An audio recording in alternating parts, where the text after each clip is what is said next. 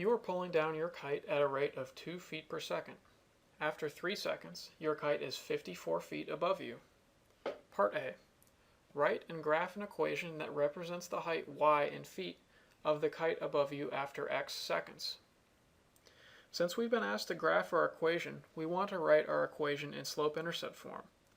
We're also going to use point-slope form to help us do this. The problem states you are pulling down your kite at a rate of 2 feet per second. This implies that our slope, or m, equals -2. A common mistake would be to say that the slope is 2 instead of -2. Remember that the slope is negative because we are pulling down on our kite.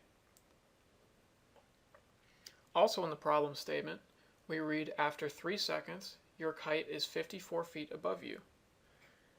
So we know our line is going to pass through the point 3, 54. So we can let x1, y1 be 3, 54. Since we have a slope and a given point, we can use point-slope form. Plugging into point-slope form, we have y minus 54 equals -2 times the quantity x minus 3. Since we're trying to write our equation in slope-intercept form, we're going to isolate y on the left-hand side of the equation. To do this, we're going to undo the subtraction by 54 by adding 54 to both sides. And we're left with y equals -2 times the quantity of x minus 3 plus 54. Next, we're going to distribute -2, and we find that y equals -2x plus 6 plus 54. Adding 6 and 54, we can write our equation in slope-intercept form. So y equals -2x plus 60.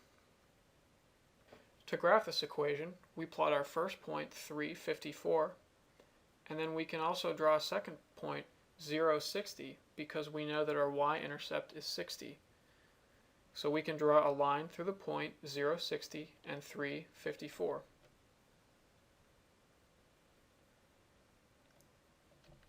Part B.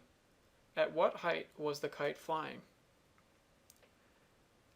This question translates directly into what is the y-intercept?